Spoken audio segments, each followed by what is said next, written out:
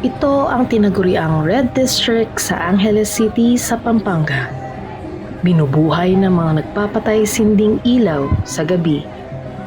Entabladong nagkukubli sa dilim at ingay na musikang nagpapasaya sa ilang naghahanap ng panandaliang aliw.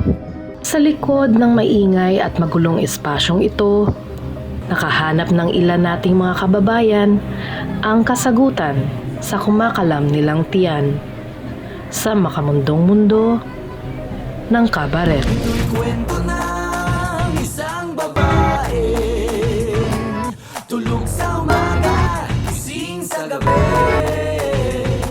Simulan natin ang istorya. 17 anyos noon si Jane nang pumasok bilang waitress sa kabaret sa Pampanga. Ito ang naisip niyang paraan para buhayin ang kanyang dalawang anak. Kakahiwalay lang niya noon sa kanyang kinakasama. Bale, June 26, 2011, nung mapasok ako sa Dorfina, doon sa First Street, Baliba. No choice ako, wala akong mapuntahan, hindi ko alam kung saan ako tatakbo. Tapos nakita ko na merong hiring sila ng waitress doon sa Dorfina. Doon nag-start yung journey ko sa beer house. Bilang waitress, si Jane madalas din daw ma-request na maitable ng kanyang mga customer. Kada mauubos niyang bote ng alak, may porsyento siyang makukuha. Yung unang gabi ko, unang lasing ko, may isang customer ako na banana Q vendor. Siya din yung nagsabi sa akin na paano ka makakarami niyan kung isang bote pa lang lasing ka na. Easy money kasi pag ganito yung trabaho. So, titiisin mo nga lang kasi may mga makukulit na customer. Masaya. Kasi siguro nakatulong yung mga gabi doon para mabilis ako makamove on from doon sa relationship ko na nag-end.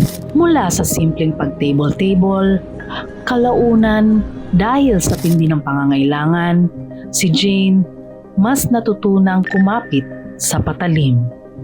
Pero dahil magki-Christmas na, parang 24 na yun ng gabi, wala kaming customer, may naghahanap ng nagpapalabas.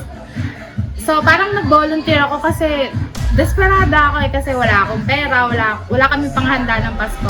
Sa loob ng 2 taon, ganito ang naging buhay ni Jane. Ito ang ipinangtaguyod niya sa kanyang 2 anak, sina Taw-Taw at Neg-Neg.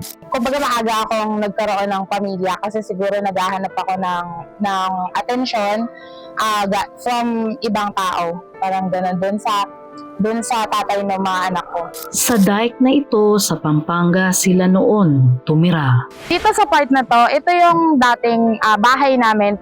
Pero doon banda, kasi puro bahay to before. 5 times na naagos yung bahay namin netong sapa na to tuwing may bagyo.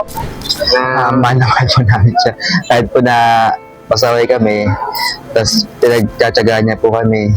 Tsaka talaga po nagpupursige siya makapagtapos ng pag-aaral para lang sa aming kapatid. Ma, maraming salamat dahil kahit pasaway kami, kahit minsan nasasaktan na namin yung damdamin mo, pero ayun pa rin para sa amin. Liban sa pagtaguyod sa 2 niyang anak, pinalaki rin ni Jane ang ilan sa kanyang mga pamangkin. Thank you po sa love mo, tapos pagtutulong mo sa akin sa pag-aaral. Thank you po sa suporta. Masaya po kasama, tsaka po sarap ka ba? Maayos naman, mabait. Siyempre, yan yung pinaka-sexy namin kapatid. Mabait naman yan. Pag kailangan mo ng tulong, makakahingi ka naman dyan, madaling malapitan. Po, sobrang bait niya, tapos masiyahin po siya. Lagi ko lang iniisip na kailangan ko yung trabaho na to. Pero dumating yung time na nag-iisip ako kung hanggang doon na lang ba talaga ako. Wala na ba akong ibang mararating sa buhay? Hanggang sa nakilala niya sa kabaret ang kanyang customer, si Ricardo. Nakyutan ako eh. Kaya nakita ko. Hindi, magaling siya kumanta, honestly. Doon niya ako nagustuhan sa kalita, magaling kumanta. Si Ricardo, iniahon si Jane sa lusak. Inalis niya ako sa ganitong sitwasyon at dinala niya ako sa QC, tapos doon sinuportahan niya ako.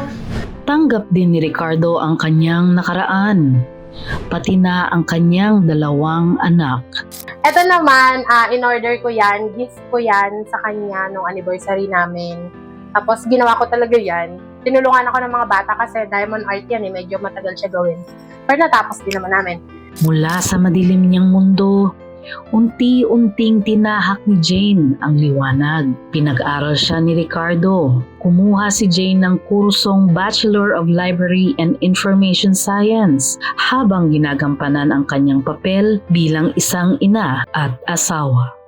Siguro yung mas nahirapan ako dun sa pagbabalanse ng oras ko between trabaho, pag-aaral, tapos magiging nanay ka, magiging partner ka. Medyo mahirap siya, hindi siya madaling pagsabay-sabayin. Hanggang sa kanyang pagsisikap, nito lang nakaraang taon, si Jane nakatapos ng pag-aaral.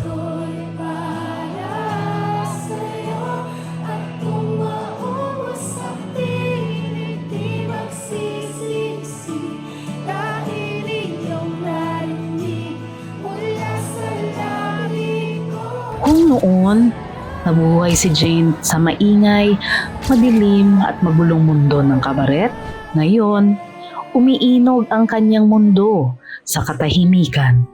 Nagtatrabaho siya ngayon bilang library staff sa public library ng Quezon City. Ay napaka-bless ko dahil napasok ako sa QCPL kasi dito nag-start yung pagkagusto ko na maging librarian, tsaka yung passion ko sa pag-conduct ng mga activities sa mga bata. 5 years from now, sana matupad mo yung pangarap mo na maging regular ka na para sa family mo at saka para sa sarili mo din. Sa kanyang nakaraan, malamang maraming manghuhusga at magtataas ng kilay. Pero para kay Jane, ang mahalaga, nagawa niyang itama ang kanyang mga pagkakamali sa buhay at muling makabangon. Ngayon, desidido siyang pag-aralan pa ng husto kung paano sa nalalabing pahina ng kanyang buhay, unti-unti niyang matutupad ang kanyang mga pangarap. Even when I'm lonely and everything, I see you in the beauty of the stars at night. I see you in my life, I feel alright. I see you, Lord, in sorrow and in happiness. I see you in the glory of sweet success. I see you, Lord, every hour of the day. I can see you, Lord, wherever I turn.